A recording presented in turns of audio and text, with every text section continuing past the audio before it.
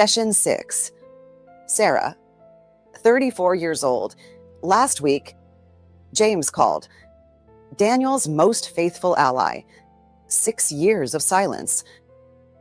Broken in 20 minutes. And he agreed to put it in writing. I have to be honest with you. When Sarah told me that last week, I had to take a moment. Because that is not something you see often. That kind of patience. That kind of precision. Today, Daniel makes his move. This is Session 6. In her own words. I want to tell you about the morning I received a letter from a lawyer. 17 days after I walked out. A Tuesday. I remember because my daughter had swimming lessons and I was making her packed lunch when the email came through. The subject line said, "Legal notice." From a law firm I didn't recognize. A big one. The kind with 3 surnames in the letterhead and offices in 6 cities. I put down the sandwich I was making. I read it once. Then I read it again. It was 4 pages long. It accused me of defamation, of malicious interference with a professional relationship, of submitting false and misleading documentation to a third party with intent to cause reputational damage. It used the word fraudulent twice. It demanded I retract my statement to Margaret in writing within 48 hours. It threatened civil proceedings if I did not comply. I finished making my daughter's packed lunch. I put it in her bag. I walked her to school. I came home. I made tea. And then I sat down and I read the letter a 3rd time. And I noticed something. The letter was dated 3 days earlier, which meant Daniel had instructed a lawyer 3 days after James called me. 3 days after his most trusted ally had agreed to put his testimony in writing. He knew. He knew James had called me.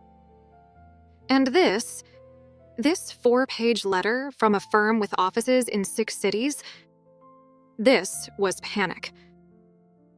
I had spent 8 years watching Daniel operate. I knew what he looked like when he was confident. I knew what he looked like when he was performing confidence. And I knew, from the very first line of that letter, which one this was. I forwarded it to Margaret. With one line. I said, "I thought you should see this." Margaret responded in 11 minutes. 11 minutes. I had never received a response from her in under an hour before. She said, "Sarah, do not respond to this letter. Do not contact the law firm. Do not contact Daniel. Our legal team is now involved. We will be in touch shortly." I put my phone down. And I thought, shortly. Shortly turned out to be 4 hours and 22 minutes.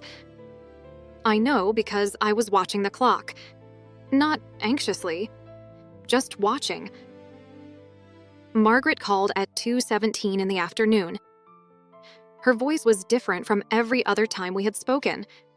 Careful as always, professional as always, but underneath that, something else.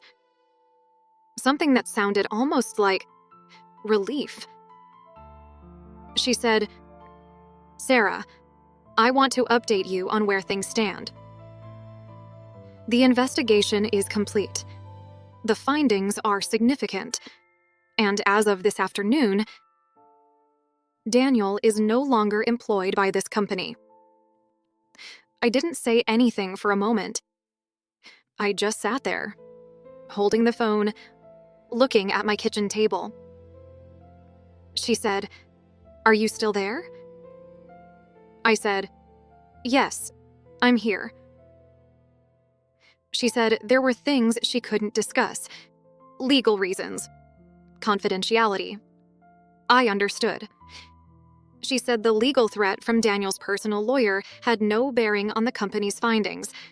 She said their legal team would be sending a response directly to that firm. She said I didn't need to do anything. And then she said something I wasn't expecting. She said, "Sarah, I want you to know something personally. Not as chief people officer, just as one person to another.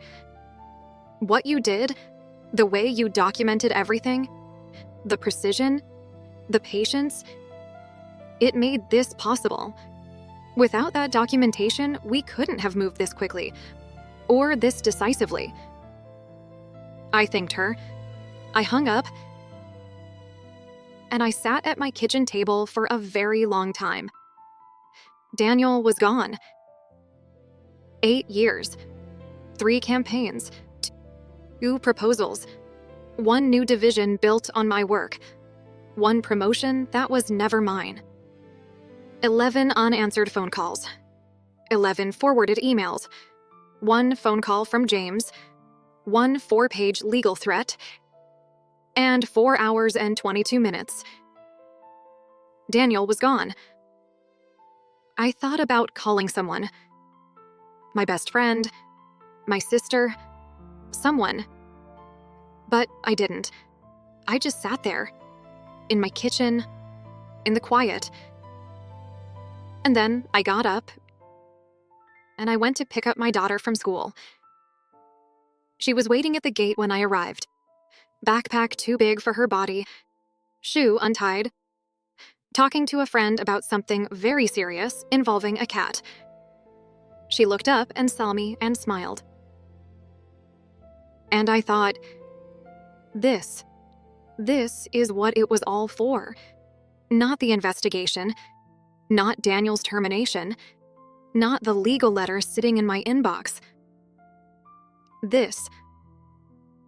A 7-year-old at a school gate, shoe untied, smiling at her mother. I walked over to her. I tied her shoe. I took her hand. And we walked home. And I didn't look back. Not once. When you say you received a legal threat, what exactly did that look like? 4 pages. Defamation, fraudulent documentation, retract within 48 hours, or face civil proceedings, from a firm with offices in 6 cities, sent 17 days after I walked out, 3 days after James called me. He knew James had spoken to me, and he panicked. That letter was not strategy. That letter was fear. And you weren't afraid? No, I forwarded it to Margaret, and I made tea because I had spent 8 years building something Daniel could never touch. The truth, documented, dated, irrefutable. A 4-page letter from an expensive law firm doesn't change the metadata. It doesn't change the timestamps. It doesn't change what James saw and agreed to put in writing. Fear is loud, but evidence is quiet, and evidence always wins. That's remarkable. Most people in your position would have panicked. Most people haven't spent 8 years learning how to be invisible. When you've been that quiet for that long, a lawyer's letter is just noise. I had learned to listen past the noise. We'll continue next session. What Daniel did today, sending a legal threat while under active investigation, is something behavioral psychologists call a panic display. It is the action of someone who has lost control of the narrative and knows it. It almost never works, and it almost always makes things worse. Next time, Sarah starts her next chapter.